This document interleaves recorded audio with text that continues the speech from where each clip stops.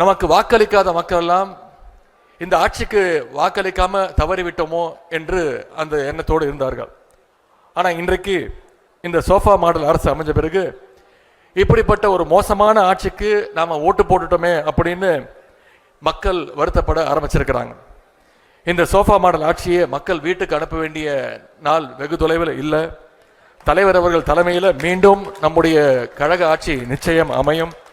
தமிழ்நாடு மீண்டும் வளர்ச்சி பாதையில் நடைபெறும்னு சொல்லி மணமக்களுக்கு உங்கள் அத்தனை பேருடைய வாழ்த்துக்களையும் தெரிவித்து நம்முடைய இந்த இல்ல திருமணத்தை நடத்தி வைக்க வருக இருக்கக்கூடிய கழக தலைவர் அவர்களை வருக வருக என வரவேற்கின்றேன். பேங்க் திறக்கிறதுக்கு என்னங்க சம்பந்தம்? என்ன நீ அர்த்தமெல்லாம் பேசிக்க? கல்யாண வெளியே சவால் விட்டுருக்கானுங்க, அர்ச்சனைக்கு பதிலாக அறிக்கை விட்டுருக்கானுங்க. நேற்று ஒரு கல்யாணத்துக்கு போயிருக்கேன், கட்சிக்காரன் பேசுறேன். தாலி போனாலும் பரவாயில்லை, தாயகத்தை காப்பாற்றுங்கள், என் பிழத்து மீது நடந்து வந்தாவது கட்சியை காப்பாற்றுங்கிறான். ஒண்ணுமா அவ்வளவு திருத்து நம்மளுக்கு வேணும் நாய் கல்யாணத்துக்கு கூப்பிட்டோம்னு நீ அர்த்தமெல்லாம் பேசிக்கிற. மாய் கிடைக்கிறத கஷ்டம், நான் பேசணும் ராசுப்பா.